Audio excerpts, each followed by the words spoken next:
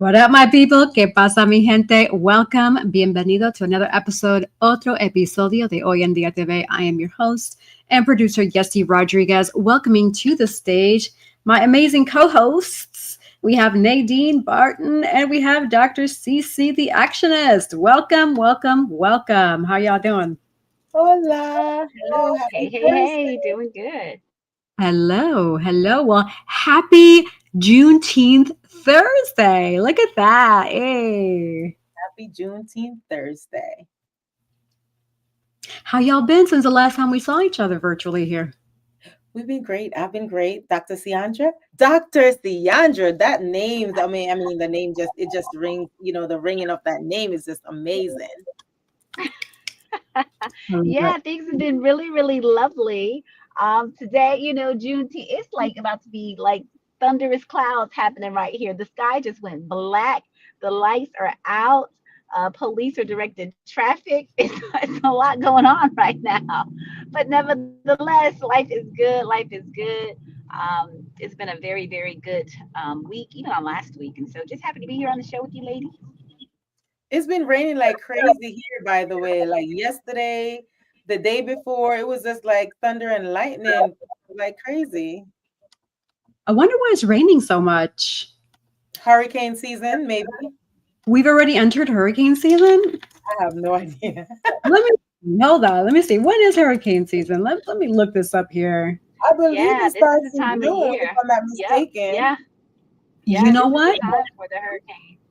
Uh-huh. You are right. It does say for the Atlantic hurricane season, so that targets U.S., Caribbean, and Gulf of Mexico. We actually started hurricane season June 1st, and it goes all the way through November 30th. Really? Oh, wow. Yes, and a matter of fact, there's a Hurricane Eric on its way. Like what? Maybe that's why we are getting all this rain.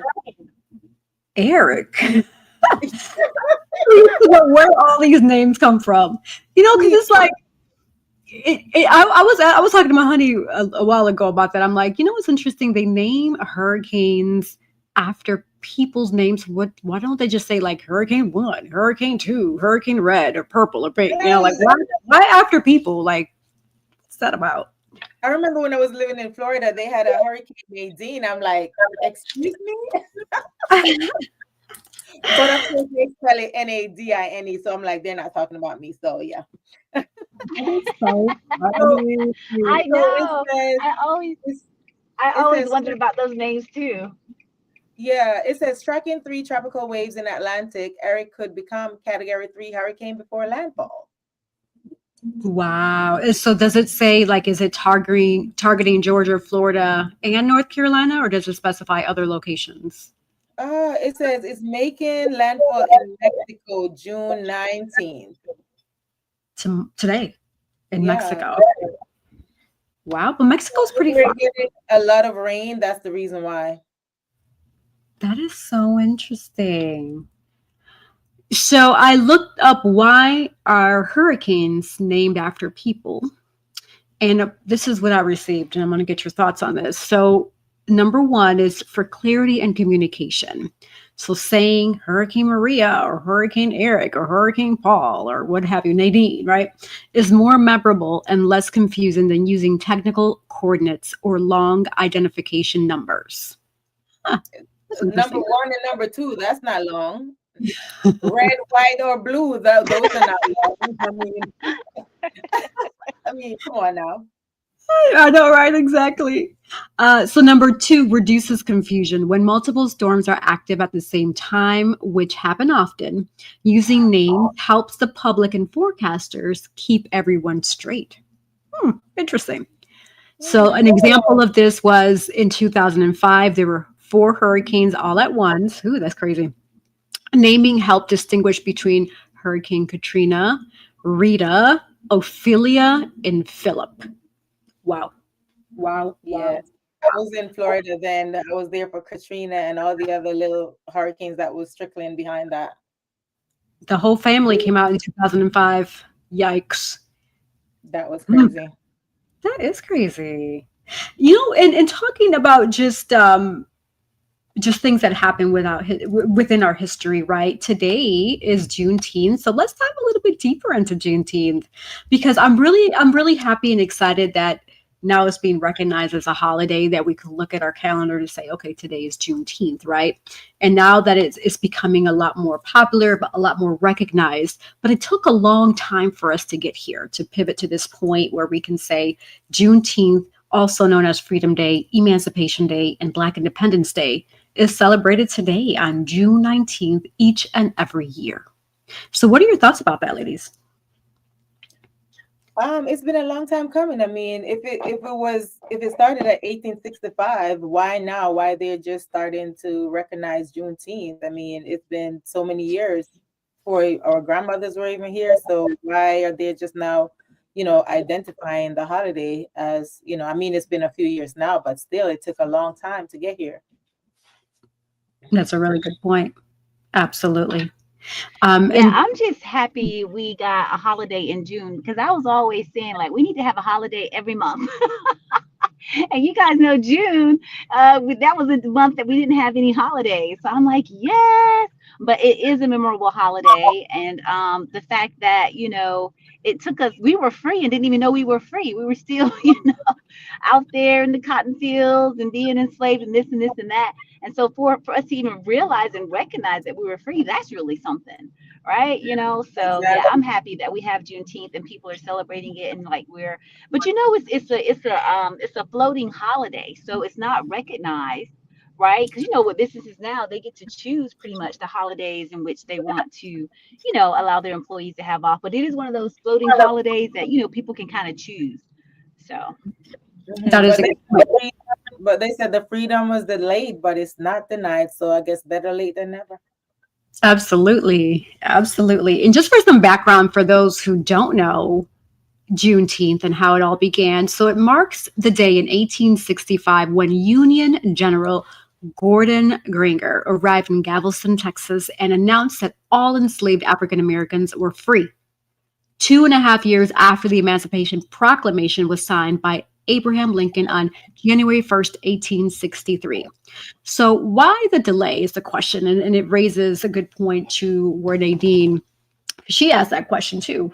Why not, right? Why was it so delayed? So a little bit of background is the Emancipation Proclamation only applied to Confederate states in rebellion and could not be enforced in areas still under the Confederate control.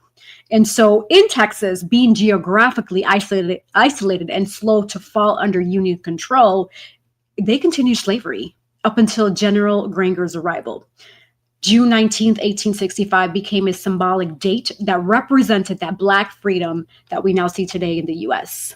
The first celebrations of Juneteenth were actually celebrated in 1866, and early festivities included prayer services, spiritual songs, readings of the Emancipation Proclamation, and gathering amongst families. And so throughout the time, it became an important annual tradition, particularly in Texas and Southern Black communities. And we here are considered Southerners because we're past, the line with North and South. And so recognizing this as a federal holiday. So back in 2021, so this was just recent because we're only in 2025. So in 2021, Juneteenth became a federal holiday when President Joe Biden signed it into law, making it the 11th official federal holiday in the U.S. It was the first new federal holiday it was the first new federal holiday since MLK, Martin Luther King Jr.'s Day, was recognized back in 1983. And so some traditions that you can see or experience within Juneteenth is we're going to have some cookouts, right? We're going to have some good food, music, festivities, storytelling, educational events. You see people wearing the color red, which symbolizes the resilience and the sacrifice of enslaved people. And also people are displaying the actual Juneteenth flag, which is bursting star, that to symbolize new freedom and new people. So anything else to add to that, ladies, from what I just shared? So they're basically saying that the delay was because the slaveholders, they wanted free labor, so they didn't push the information out. They were being selfish as always. So yeah, and that's exactly what you called out, is that people were free and they had no clue that they were even free. Mm-hmm. And you know what? That's why it's so important, to push education and for people to read. because that a lot of the slaves, they couldn't read. So had they been able to get a hold of even the newspapers, even, because I'm pretty sure that was like contraband. You know what I'm saying? There were certain things they could and could not have, right? Just Right. like in prison, it was like contraband because they didn't want them to read. So that's a form of enslavement, and that's why just a push for education is, we have, in our nation today, the illiteracy is exponential. It is out of control. You got people graduating high school and even some in college, and they can barely read. And that's a problem. But yeah, the slave masters were doing what slave masters do, and that was to oppress and to keep information away from people so that they could not know, right, that they were truly free. But by the grace of God, he says, let my people go. Okay, you know what I'm saying? So we are excited Exactly. about Juneteenth. Yeah, and they also said there was a lack of union presence. Hmm. Right. Yeah. There's just a lot of factors that really contributed to that, but I'm really glad that it finally became recognized and people can celebrate openly and not feel like they have to hide, right? So again, happy Juneteenth to all that celebrated. This is an amazing holiday. Although it is floating, like Dr. Cece called out, it's still here for us to celebrate. So enjoy it. Yes, ma'am. And truly, All, it's for all people, because in the mhm. slave movement, it wasn't just um black people doing things to help make us free, but it was white people too that came alongside. You know what I'm saying? So it's really freedom, truly freedom for all, because beginning, it started a movement to really set a precedence, like no man should be owning another man. No man should be owning another human. You know what I'm saying? So it's really freedom for all. And so I hope all races, all creeds, all colors are celebrating Juneteenth, because it wasn't just our liberation, but it was a human, right? A human movement for all people to be free. Absolutely. Exactly. Yep. You are right. Cece, you brought up a good point about literacy in general. And so I went ahead and did some research with that real quick here. And it's interesting because as of 2025, 754 million adults worldwide remain illiterate, and two-thirds of them are women. Wow. Wow. And so it says literacy has risen globally from 67% in 1975 to 86%, which is great. There's still learning poverty. That's the downside to that, which is worsening. And so out of every 10 children, 6 out of 10 children complete primary school unable to read a simple sentence or do a basic math, per UNESCO's 2025 report, UNESCO 2025 report.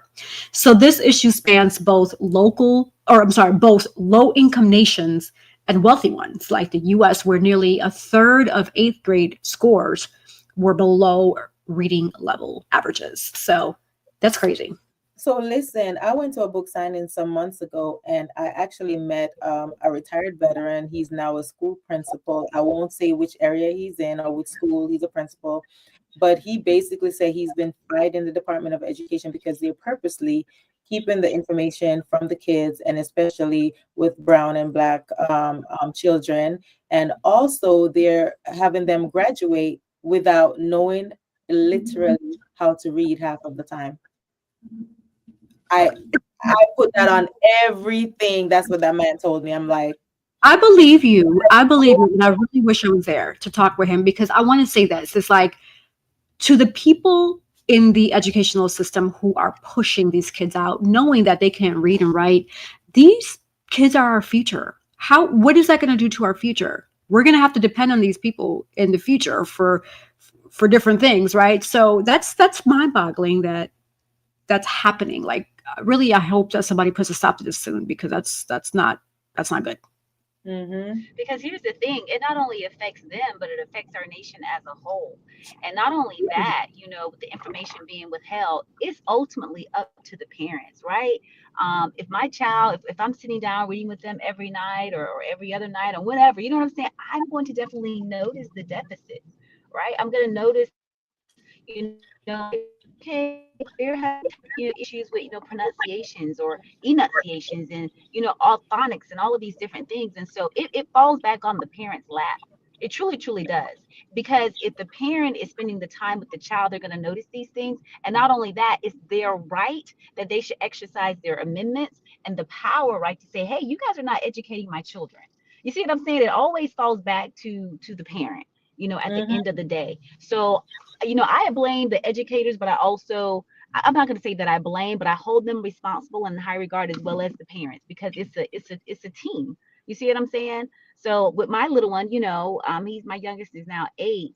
And so we have to read every day. He hates it. I don't know what it is with boys and reading, but he just doesn't like it. But I'm like, buddy, you have to know how to read, because if not, anybody can rip you off. I say you're a great little negotiator, but if you can't read basic sentences and know how to, pronunciate words and sound things out, you're going to be at a loss, and you're going to be looked at. And I tell them straight up, you're going to be looked at as ignorant. You don't want to be seen, looking ignorant, because you're not ignorant. Right? Mm-hmm. It's just going to take some time for us to practice, but it's the parents' ultimate responsibility to know whether or not their child can read, write, do math, whatever the case may be, even sign their names, because cursive is not taught in school anymore, right? That's a Mm-hmm. thing of the past. It's been a thing of the past for several years. But I'm like, how are you going to sign your name? God forbid, not like back in the day with an X, you know what I'm saying? And not printing it. You see what I'm saying? You need to have an authentic and signature, that's yours, that's unique to you, to your handwriting. Your handwriting tells great things about you as well, you know so it falls Exactly. back truly in the laps of the parents, and the parents have to get out to advocate for the children and hold these educators responsible, because if they're not teaching our kids, they need to be removed. So if cursive was taken out of the school, I'm just curious, what are their signatures looking like? It's all print. They just print, like in the block style letters, like anybody can print, because they teach them all how to write the same. You know what I'm saying? So there's no uniqueness or anything when it comes to that. So my little guy, we have our little cursive worksheets and things like that, and teaching him how to write his name, and he actually likes it because he actually can write faster. So he's like getting his Right. work done faster, right? So he can write faster using the and it's fun because he can make it how he wants it to be and not how they're telling him it needs to be. So he likes that autonomy and just kind of being that individual to be able to write his name the way that he chooses. And then Right. you have these little trends on TikTok where the parents, they're having the kids sit in front of them doing homework and they're embarrassing them. I mean, yeah, it might seem funny now, but later on it's not gonna be funny. Like if you look up all those videos on TikTok with kids doing their homework, they're making fun of it. I don't think that's funny at all. Right. I agree. I agree. And so, Cece, I'm going to go back to what you just shared, and I'm going to do two sides to that because I agree with you. It is up to the parent to make sure that their child is getting the education that they need and that they're on track. However, I'm going to read this stats to you and I'm going to say my point here. So in the US with literacy, adult literacy, approximately 79% of adults have basic literacy, 21%, which roughly averages to about 43 million people, they struggle with fundamental reading and writing. So just the basic fundamentals of reading and writing. And of those adults, 54% read below a sixth grade level and 20% read below a fifth grade level. And this is according to the National Literacy Institute.com. And so, with that in mind, I feel that a lot of that, even though I agree with you with the parents, like you and I and Nadine, thankfully, we have education, we know. But to those numbers, a lot of these kids are growing up in a society where it's like the blind leading the blind. Mom and dad can't even read. So how can they really lead their child to, or know if they're on the right track, if they're not even on the right track themselves? So with that sixth grade education, you still, because you will have the basic phonetic, with phonics, sounding out letters and things like that. Mm-hmm. So they have that basic premise, that foundation. So Mm-hmm. they can help their child in that regard. And the thing is too, it comes with, it's a paradigm shift. So if the parent knows, okay, I only have a sixth grade education, or I can only read on a sixth grade level, they may be embarrassed, right? That might be a component that kind of takes Right. place with it as well. But at some point, the parent has to want better, a good parent, right? Because not all parents are good parents, right? Let's just be real. But at some point, they have to take the onus and say, hey, I don't read on your level, but I want you to do better than me. And there's Right. tons of programs that are out there. And I understand, right? They can't, possibly read, on a, academic, standard level, whatever the case may be. But there are resources at the library. They can open up their mouths and talk. right? Hey, at the libraries, they had people at the library all the time for different things. Hey, do you guys Mm-hmm. have anything here? I'm trying, and they can get the education too. And then too, you know what? You don't even have to read these days. These computers read to you.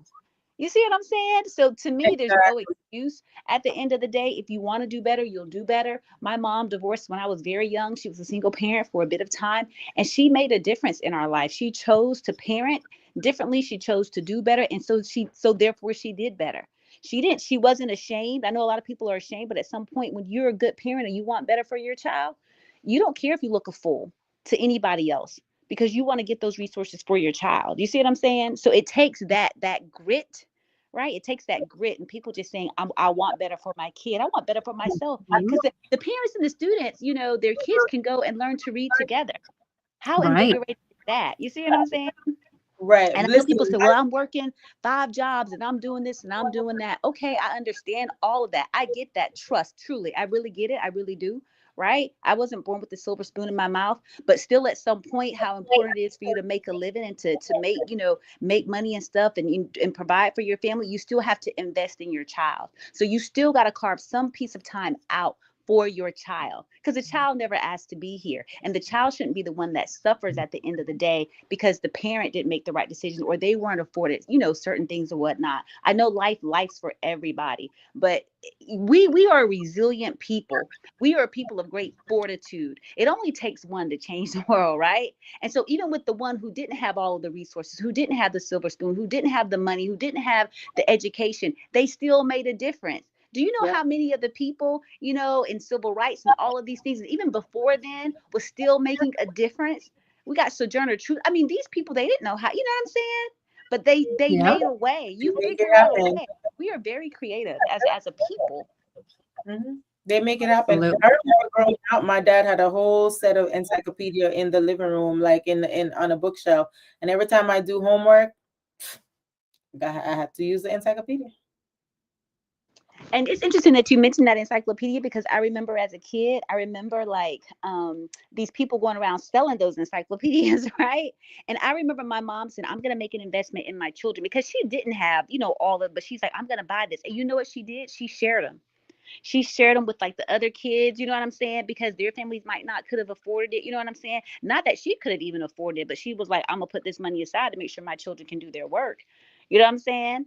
So it's a mindset, truly it is. And we can make, lemonade out of all the lemons that we are given. You just have to want to.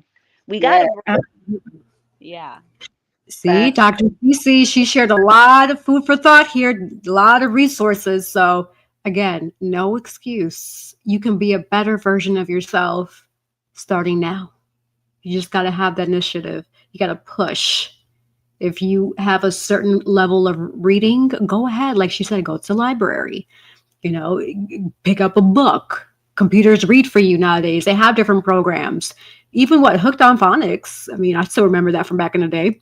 That helps you with reading. So there is no excuse. Absolutely. I agree with you. And you said a lot of food for thought. So that's exactly what I was looking for. That's why I did that purposely, to pick your brain. See, you see how I did that? I picked your brain. You're so creative. YouTube. I mean, they have so many apps, Duolingo if you want to speak Spanish, Russian, German, and so many different programs for free on YouTube as well. So, Yep. Just keep pushing. You got this for sure. Absolutely. I love it. So I do have another topic I wanted to talk about, and then possibly a third one. But before that, I want to do some quick announcements here. Anyone traveling or prepping to travel to the Dominican Republic, according to travel.state.gov, they are actually at a level 2 where they're exercising increased caution traveling to the Dominican Republic, and that's due to heavy crime. So just be mindful that there's heavy crime. So with that, be mindful of your surroundings. Do not go outside of your area. Please, please, just be careful. There is theft, robbery, killings, just getting scary out here. So just as a heads up for those traveling to the Dominican Republic, I got this alert yesterday, and I wanted to make sure you all receive that, because I know summer tends to be a high travel time for a lot of people. And so if you are thinking of traveling, just be mindful. And even not even just the DR, just in general, anywhere you decide to go, look up travel.state.gov just to familiarize yourself with just the different travel levels, anything you have to be mindful of, especially when you're traveling to a different country. Now, question for you two ladies. In the military, when you all had to travel, I know you typically were in base when you were overseas, right? Were there ever rules of thumbs if you ever decided to leave that base Yeah. area? Oh yeah, there's Absolutely. always You had a restrictions you had every a whole time. indoctrination like given because when you're going overseas, there's customs and things and courtesies that you need to know about, the do's and the don'ts so you don't offend or get arrested, right? So you definitely go through a class. They take you through this whole indoctrination. It's called customs and courtesies. And just like we have customs and courtesies in the armed forces, because there are certain things we do and we don't do in ways that we behave, it's the same thing when you go overseas. So I remember being in Bahrain and Jebel Ali and those places like that over in the Middle East. And for women, and Nadine can attest to this, like we have to wear long sleeves, and it's hot over there. Like it's like in hell hot. You meet the devil himself face to face, just standing in the grocery store line. You know what I'm saying? It's hot, right? And but we have to cover up. And so I remember wearing my fiance at the time. I was like, I need some long sleeve shirts, some button ups, because all my stuff, you want to wear shorts and skirts and dresses and all of that. And so I had to literally like have on my jeans. I borrowed like my boyfriend's shirt. My fiance at the time, I borrowed his shirt. Like, hey, and we had to go out in town like that. So we weren't looking like super, super cute. We were really, covered up and stuff. I mean, they didn't even sell like gum in some places in Singapore. Nah, I don't really do that because they don't want that on the streets. Deodorant was like a misnomer. That you didn't see that over because they didn't wear that. You know what I'm saying? So we're like, ooh, they stink. They probably thought we stunk because we had all of our perfumes and deodorants and all of that. But they definitely do take you through. I remember going even into Italy, Japan, all of that stuff. You had the classes because you need to know. And you just taught me something, Yessie, about the travel state doc, because I didn't know that was a thing. So I that's knew really that as a great. travel agent. Yeah. Yeah, so we can go and check that out for ourselves because it's important to know. I know we're here in the US and we can travel, we speak the language, but every state is different and you definitely need to know. So thank you for sharing that resource because I'll be checking that out. We did want to go to the DR, but things are a little hot and heavy. We might have to put that on the back burner for now. Yeah, Yeah. when I book travel, especially overseas, I go to that website so that I especially had a friend who wanted to go to Egypt, and I said no, it's time to travel because they have all that information on the website, so it'll tell you whether or not you're able to go. So I even go on that website too to find out. They have like different links if you go into a certain country, like what are the criteria if you're going to need a visa. A lot of important information on that website, and I know Sandra had put a lot of information out there because she already took some of the words out of my mouth, like Singapore and stuff. They don't even sell gum in Singapore. It's illegal. You can't chew gum. You'll get lashed if you get caught littering on the street or spitting gum. Wow. Wow. Wow. I will say that so for a person like me, I'm very sensitive to bad smells, and smelling people's body odor makes me gag and almost want to throw up. So I'm not sure if there's other people that are similar to that. But with that in mind, like in coming across those individuals who had, no deodorant or perfume, and they just can help that they have the foul smell on. Like, how did you all deal with that? Because I have to walk away and just leave it completely. But I know you all were in a different situation where you have to be there working amongst Yes. them. You are So yeah, you're surrounded by it. It's their way of life, right? So I'm pretty sure they thought we smelled awful, even though we had perfumes and soap and all the smell goods that we think smells good. But for them, it's just their natural body odor, right? So they just let it all hang out. Literally, it's like, oh my gosh. Yeah, So you have to kind of watch your face, right? So you got to have that poker face on at all times, you know, because I'm telling you, the stench is something real. And a lot of you have probably been experiencing this even in America because we have a lot of Indians, influx in our country, and they continue with their same cultures and you know what I'm saying? So they're still living their dream of just, natural body sense and whatnot.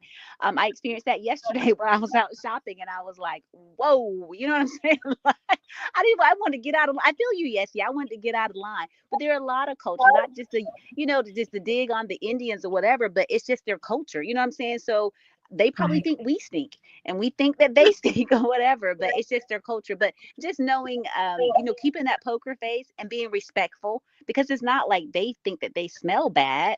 You know what I'm Right. saying? It's No, I just gotcha. that's their culture, just like, some women prefer not to shave. And we'd be like, oh, that's so not, but that's you know what I'm saying? So it's just different. So it's just respecting everybody's cultures.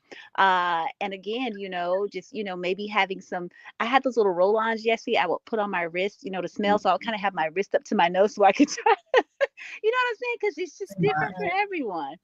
So, Absolutely. That's smart. Yeah, with me, it's like I've been like this since I was a kid, where it's like bad smell is just I can't. My body was like, ooh, like it's gonna be Again. obvious. It's gonna be obvious, right? I'm gonna start like turning red and like, ooh, and I just have to run off. So, woo, gosh, And I can see you turning up your nose now, Yesty.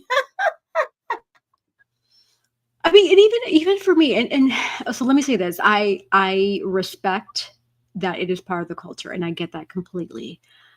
I just want to understand. I want to go deeper, and maybe in the future we can have someone within that culture to help me understand, like, what alternatives are there when you do feel like you're not smelling your best, right?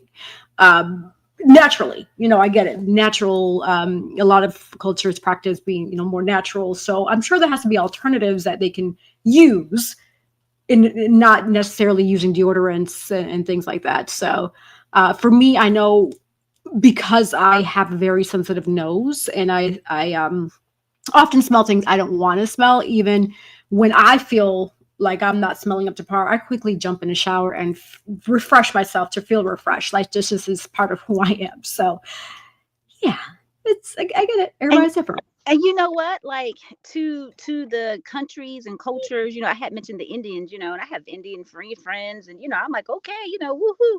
But I feel right because they allowed their natural body odors to come forth in the way in which God intended, right? And not to mask smells with deodorants and antiperspirants. They're healthier. Their bodies are able to breathe. They're able to excrete the toxins. You see what I'm saying? Your body's made to sweat. When we wear antiperspirants, what does? It clogs up the ducts underneath your axilla, and so that can internally cause you understand issues. Things are trying to come out, but it can't, and all that kind of stuff. The perfumes, all the chemicals, right? All the chemicals and things that we use on a day-to-day to smell good with perfumes and colognes and all that, they're not doing that. So their Right. skin can breathe. Their skin is healthier. Their skin is not being bombarded with all of these fragrances and things too that people can have allergens to. So you think about it in that way, too. And so they're really saving themselves from a lot of different allergic reactions and responses to all of these different chemicals and toxins that we have, and the things that we say smell good, our soaps and all that stuff. Because even soap, if you didn't know, a natural good soap does not lather. You have to put a chemical that's called lye, even in soap, for it to bubble up into lather. Right. Wow. So that shouldn't be. So I've used soaps that don't lather, and you're like, am I clean? Am I clean? Because it's not, lathering up and that kind of thing. So, I take my hat off to the cultures that, they are proud, they're strong, and they do it. I understand it's a difference for them, and it's a difference from us, and it's just something that we have to kind of come to the table with together and be like, I respect that this is your culture, but this is not mine. And so, it's a fine line. But I'm glad we're having the conversation. I'm really glad that we're having the Absolutely. conversation. Yeah. Yeah, Yeah. and then too, as a previous dental tech, to let you guys know, you definitely don't need toothpaste to brush your teeth. All you need is a toothbrush to clean your teeth, clean between the crevices of your teeth. The only reason why we use toothpaste, I know all this, they're saying all these whitening mumbo jumbo. That's a bull. That's bull. So you basically use the toothpaste to get the flavor and the freshness in on your breath. So your only thing you need is a toothbrush to clean your teeth. But of course, you want your breath, smelling fresh. So it's the reason why you use toothpaste. That's And good to truly, know. yeah, and truly the scents that come from your body and from your breath, that's really an internal issue. Right? Your body's telling you something. People with the white coated tongues, versus the pink, coated tongues, and your body's sending you messages. It's letting you know areas that where it's unhealthy, areas where it needs some help, Yeah. things of that nature. Because they in Africa and other places, they chew like on this, it's a bark, I forget the name of it, but it's just like it looks like a stick. and that cleans your teeth, it whitens your teeth. It's all that's needed.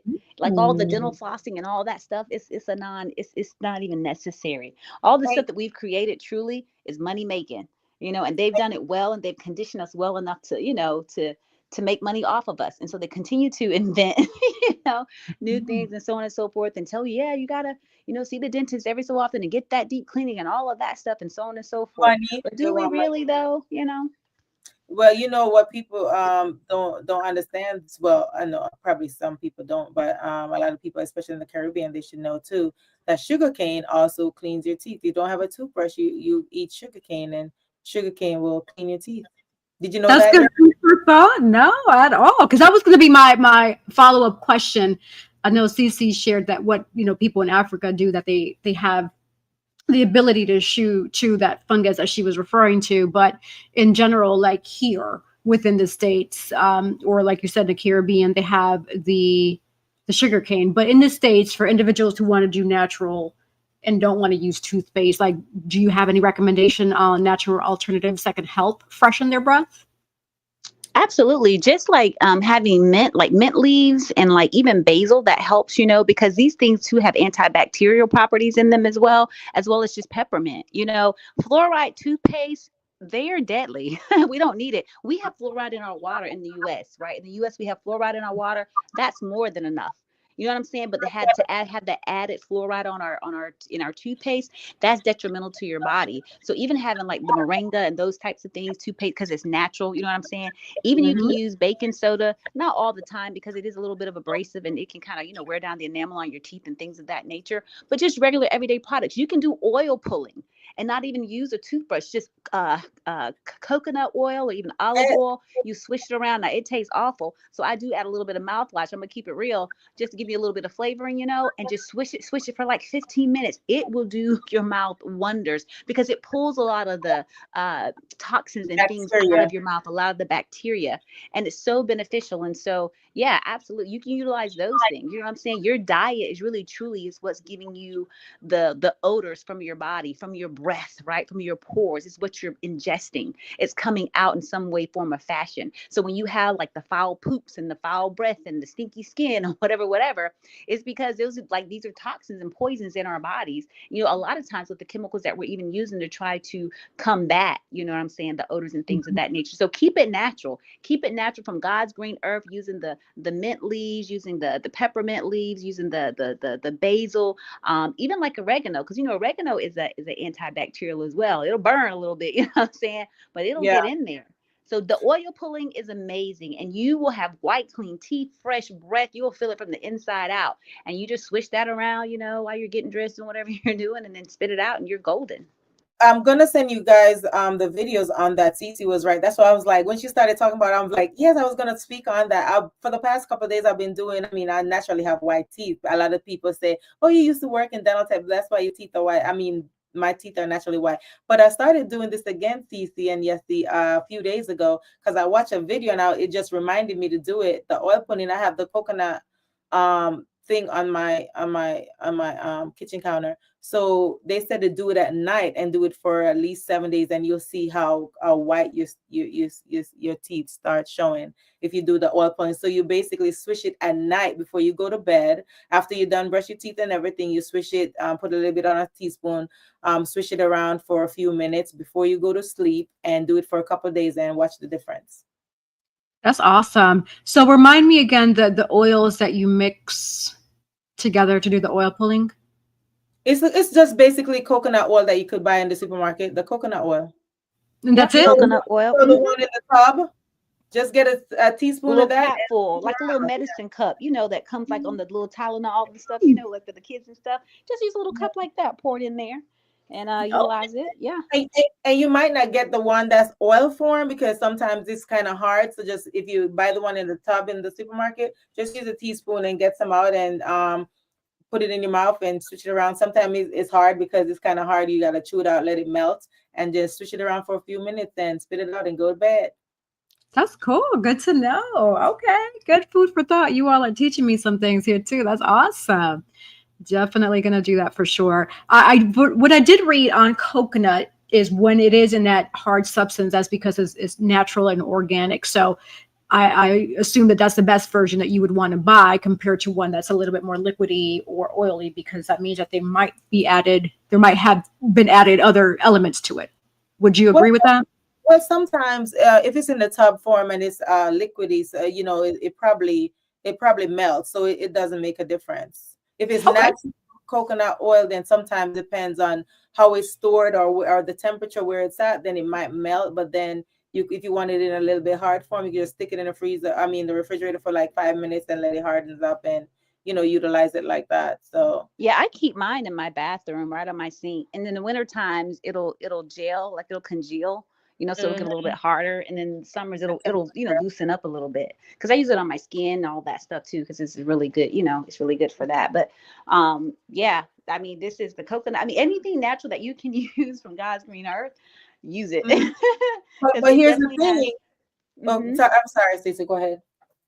Yeah, it definitely has those medicinal properties, right, to be able to help you out. Because I mean, we put all the additives and things in our food. Did you guys know that organic, the USDA organic has nothing to do with the food, like being healthier and all this stuff? This is something we can probably get in on the next show, but I didn't know that. And so one of the doctors that in the food industry, she was doing a podcast about it, and I was like, are you kidding me? But it was just a way for farmers. Well, you know what, let's just put a pin in that, because you're really gonna enjoy what you're gonna learn about this on next week. Okay, so it's like a cliffhanger. Yes. Wow. Right. And since you were touching about the coconut oil, before I forget, I use coconut oil in my body butters. That's awesome. That's really good. Yeah. Wait a minute. Yes, Cece did get her body butter? Nope. We got to meet up and I got to give it to her. We do. Yeah. Got it right here in the cute little bag and everything. It sounds like I still got you got to send me over the shoes too whenever you come back from the trip. Yes, indeed. Yep, that's right. So we're going to come bearing lots of gifts. Hey, yes. Shout out to my honey Rod one for supporting. He definitely does use coconut oil and coconut daily, so that is a fact. Yes. You could use it in your hair. You could use it, for everything. Yeah, that's awesome. So, like I said, I learned that new with the, what is it called? Oil pulling? Is that what you call it? Yeah, oil pulling. Yep, just Google oil pulling and you'll see all the stuff that comes up. I do it like when I'm getting ready in the morning. After I pray and everything, I'll just put that oil and stuff in my mouth as I'm getting dressed and washing my face and doing all, I'm just doing other stuff. And it's like my 15, 20 minutes to go by in a jiff and I'm good.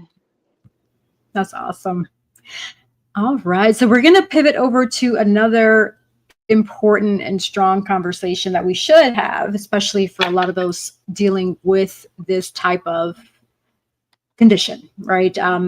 I know a lot of veterans, they suffer from this as well. And in light of June being the awareness month for this, let's spotlight PTSD. So June is PTSD, or post-traumatic stress disorder month, which is a psychiatric condition triggered by traumas, which include anything relating to combat or military exposure, physical or sexual assault, serious accidents such as a car accident or crash, natural disasters, example, hurricanes, fires, etc., childhood abuse, trauma, neglect, or even witnessing violence or death.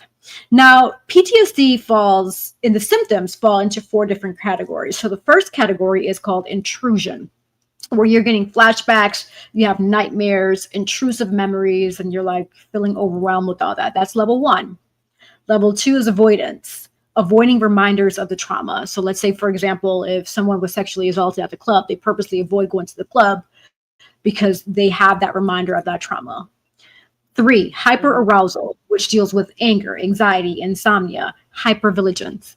And 4, negative mood or condition changes, such as feeling guilty, ashamed, attached. You have memory gaps. And so with June being PTSD Awareness Month, the goal here that we have is to increase the understanding of PTSD and symptoms. So if you are a viewer and listener and any of the symptoms that I just called out, if you feel like that, please go see a doctor or a psychiatrist for that. And it's okay. There's no shame. seek help for sure. I encourage you to seek that help, especially if you feel like you're struggling, you don't know how to push forward, because the goal here is we want to reduce that stigma, especially around the veterans, our men and women, and even children who are dealing with similar situations because of different traumas, abuses, etc. So, ladies, what are your thoughts around PTSD, especially you all both having that military background? Yeah, I know a lot of people that had PTSD. I mean, I myself went through PTSD because of the trauma that I dealt with dealing with abusive leadership. Definitely. What? Oh my Jesus! What was that? That was lightning. Sorry. Yeah, it's like the same thing Did over you here. see that? It's about to go I down. heard it. I heard It's the about thunder, but I didn't see the lightning. Yeah, it's about to go down. I was by my house yesterday. That's how I felt yesterday. I was sitting by the window. Oh gosh. Okay. All right. So I'm going to hurt myself here. So, All right, so what were you saying, Nadine? Sorry about that. That lightning caught me off guard there. no worries. I'm saying no. It's a real thing, especially when you dealt with abusive leadership. Whether I mean, it's not just the military, but speaking on the military, like you're dealing with combat exposure for the people that were deployed. You're dealing with loss of a fellow service members, and you're dealing with a lot of life-threatening experiences, especially if you've dealt with sexual trauma in the military. All those things, and also like I've dealt with PTSD because I've dealt with the abusive leadership, and remembering like we were up in Jacksonville for CC's graduation, and we had like one of our fellow service member. He was reading from my book and reading, one of my chapters from when I dealt with abusive leadership, and just remembering all those things, like I was literally there while he was reading, and it brought me back to some memories. And I'm just glad that I went through therapy so that I could combat those feelings. Because if you don't go through therapy, then all those emotions are going to keep coming back. You're going to start crying, and you could tell that I was healed because I didn't cry anymore. Because people are just cruel, and little things could just set somebody off. So the most important thing is for you to get the proper help that you need dealing with post-traumatic stress disorder. When people talk about PTSD and post-traumatic stress disorder, it doesn't mean just from being in combat. There's a lot of different things that you could deal with PTSD. Absolutely. You made a good point. Absolutely. Thank you for sharing that feedback for Yeah. sure. And I too, suffer with, I don't put the D on any of it. I just simply say post-traumatic stress. The Mhm. disorder, I just think puts like a negative connotation on it. And that's just me. And there's different ways in which we can say things. You can say post-traumatic illness or injury or something like that, Injury. So I'm one of those people. But yeah, the whole world has PTS, believe it or not. And that's a fact. COVID happened to the entire universe. And well, I take that back, because in some places, in some continents, because it was so rural and so indigenous and so up, they really didn't experience the COVID, right? So I take that back. I was like, oh, the whole world, but almost the whole world, right? The majority experienced the PTS. And it can be, like you said, yes, something as far as like having a car accident. My aunt suffered a car accident, and she didn't drive in almost 10 years on the freeway. She would take the back roads because her anxiety and heart palpitations and all those things. And I didn't even know I suffered with PTS until I started going to therapy, because I suffered a traumatic brain injury, and I began to have like a different kind of personality disorder in a sense. And I was really irritable and cranky and just mean, and just because my everything was changing and I didn't really have any control. But as I went to the counselor and began to talk, and we began to discuss things, they diagnosed me with the PTS, and I was like, wow, And even in that setting, I was still like, I am not a disorder. I am not my diagnosis. I'm something so much bigger and greater. But just having the words, to be able to define that what's going on with me, it kind of brought some relief in a sense. And then again, it kind of brought on another level of anxiety, because it's like, how do I combat this now? And so the therapy, for all those people that are out there that don't want to seek counseling and get help and all those things, there's no shame in your game to do that. I would say, if you don't go and get the help, that's more of a weakness and not a strength. For those people that do rise up and say, hey, I'm going to go and talk to somebody, that is so much bravery. That is so much courage. And I commend all of you who have done that, and all of those who are waiting in the wings, just kind of like, oh, no, it's not cool to do that. I'm just going to pray about it. definitely pray about it. Absolutely, Mhm. 100%. But God has given us resources in the earth as well.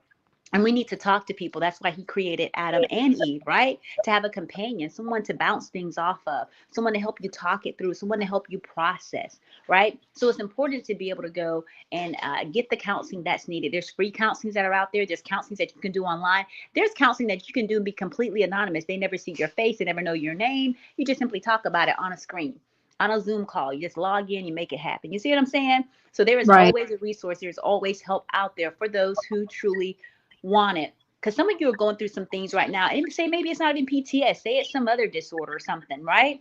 And you don't know what it is and why you're feeling the way that you're feeling, and people are saying, "Oh, just suck it up and get over it." But there's something truly, truly going on, and you know it deep down. You deserve, right?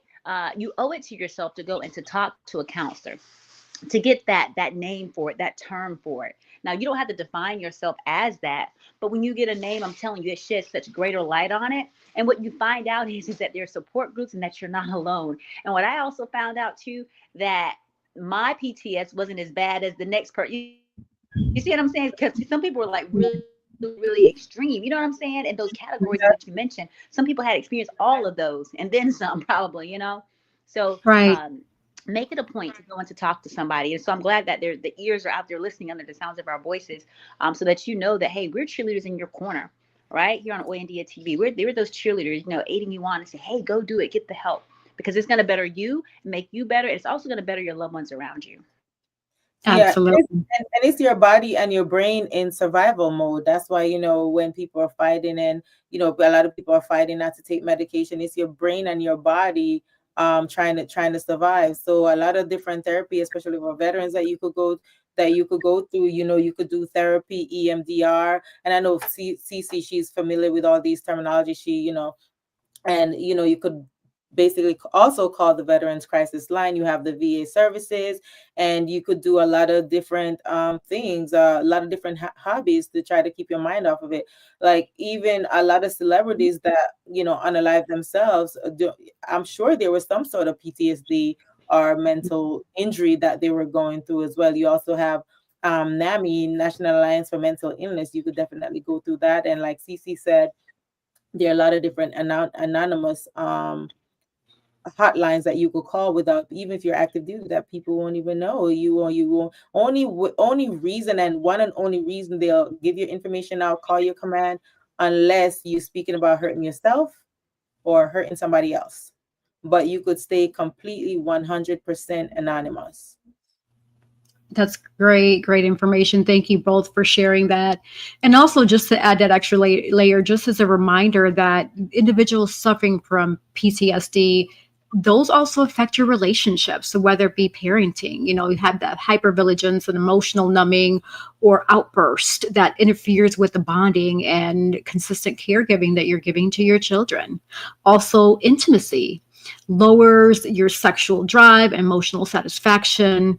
Now you're wanting to avoid intimacy, you have trust issues. That affects your relationship as well. And even just trust and reaction overall with other relationships. So now you're sharing that heightened aggression against people, mistrust, just different things that really affect your different types of relationships as a result of PTSD. So, like both Nadine and Cece shared, I also encourage you all to go get that help. It's okay. It happens, right? This is life. This is what OMD is about. We're here to help you out and share all these amazing resources, knowledge, food for thought for you to start wondering, hey, it's time for that positive change in my life. So, yes. And PTSD doesn't mean that you're broken. It just means that your mind survived it. Absolutely. Absolutely. You're a survivor. Like Beyonce's song said, or was it Destiny's Child? I'm a survivor. I'm not going to give up. I'm not going to stop. Hey. Yes. We have had some amazing, juicy conversations as per usual. This is why I always enjoy our hot conversations, especially with the whole segment too, where the three of us come together and we're just brainstorming, sharing just different food for thought, stats. Like I love this. This is why this needs to happen a lot more often too.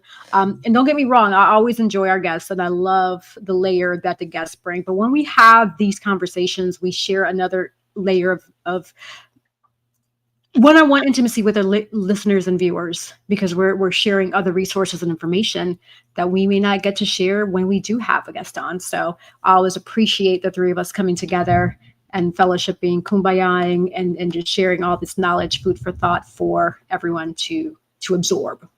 So with that in mind, we're going to pivot over to our last minute words, where we get to say and remind who we are, where they can find us, any next steps, quotes, whatever it is that you want to share.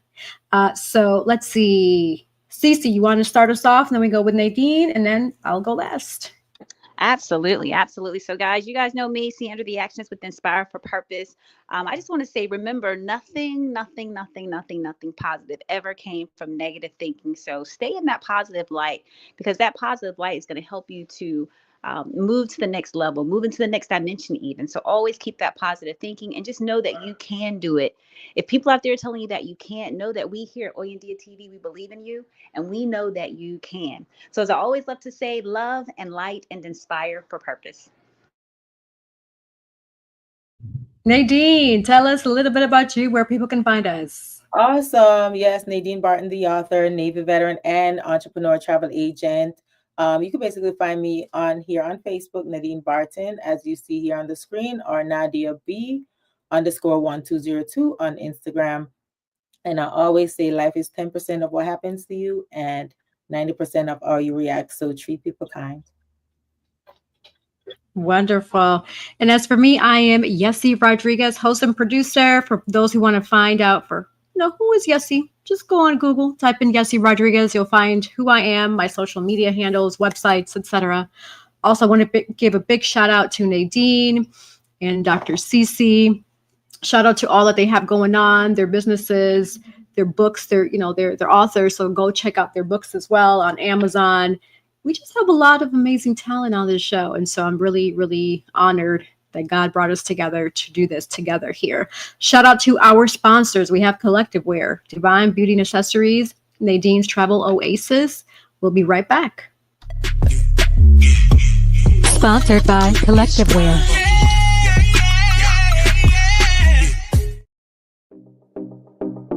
Sponsored by Divine Beauty and Accessories.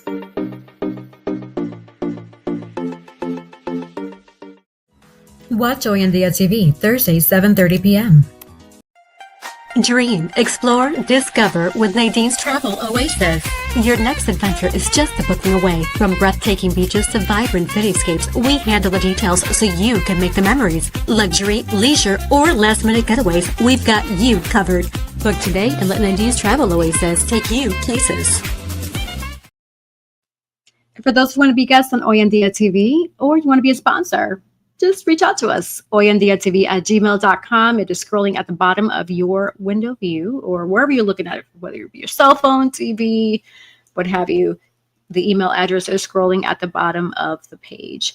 Thank you. Thank you. This is why we are here, to motivate, inspire, enlighten, educate, and entertain you all, viewers and listeners, with each and every episode. And like I always say, always remember, don't say the sky's the limit. But say this: the sky is never the limit, because the galaxies, they're endless. Thank you all for tuning into another episode of Oyendia TV. Until next week.